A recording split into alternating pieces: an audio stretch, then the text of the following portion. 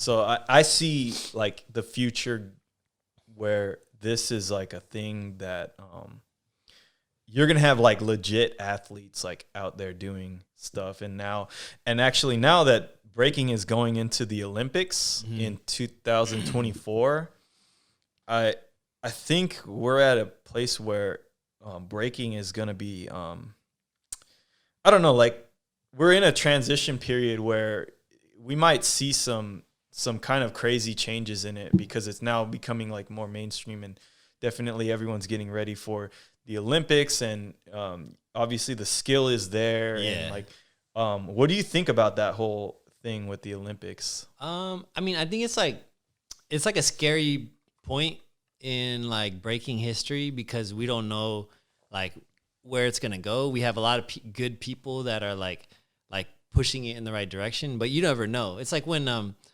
Red Bull BC1 came out, that there was like some controversy. People were like, "Yo, what is this?" We have a bunch of B.Boys dancing to random music that some DJ put on top of it. Like, it was like, so like I think it's like it's a scary point. Like I think it could definitely be really positive and go in a good direction, but it's also like negatives where like people are like, oh, everyone's gonna become like a crazy powerhead and people are gonna forget about Top Rocks and footwork.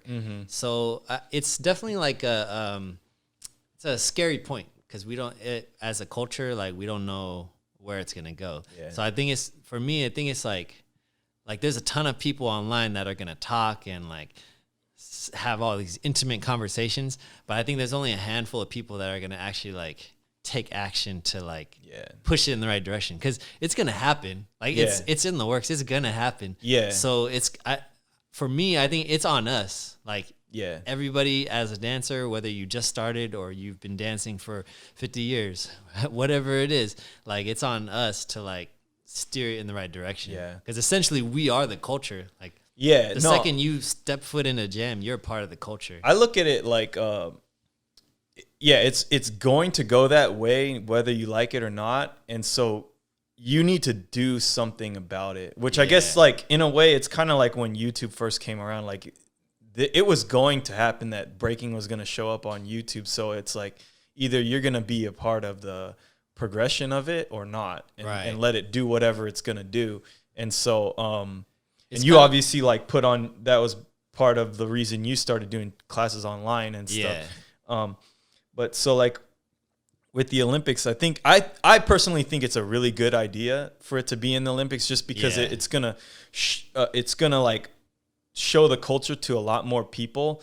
I mean, I guess I see people's concern where it's like, oh, it's gonna like take away from the art and whatever, and like I think that is a concern, but I think the best way to handle it is to go, okay, let's talk about how to preserve the art while doing this, because it's a good opportunity that you don't want to just look over and say, you know, F that, we're not going to be a part of that. Take the opportunity, because it gets the culture out to more people, and I think that's a good thing.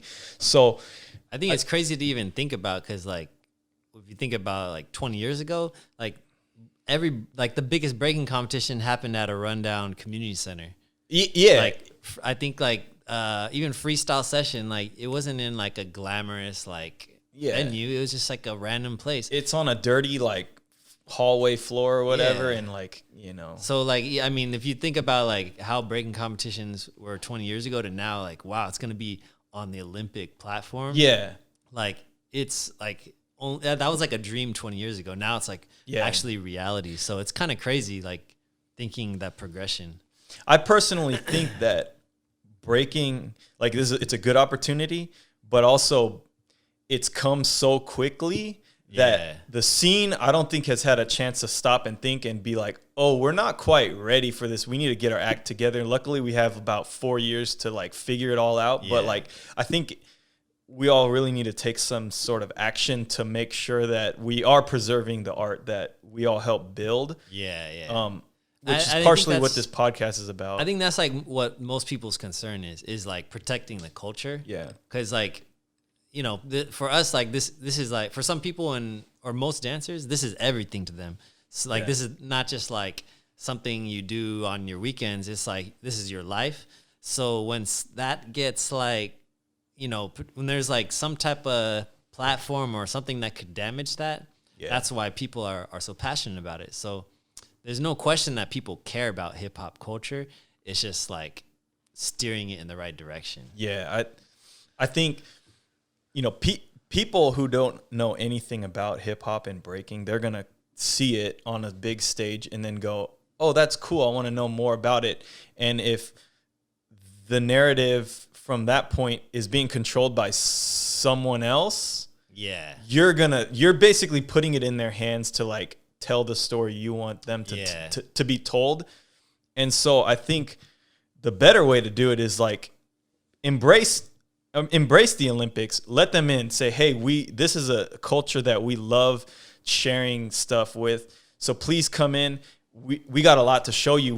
There's a lot of history to catch you up on. And like, I hope that you find this as interesting as we do. Here it is. Here's all the resources if you want to go into it. And this is like what we love and why we love doing it. And so I think embracing that and letting it go with it, and then just having more and more people sharing their stories so that we shape hip hop and breaking the way we want it to. Yeah. Because it's coming no matter what. So we can't like run away from it. Yeah. So I think it's just about like just putting it, like obviously putting it in the right hands, which is our hands, but making sure that it's reflected in the right light. For sure.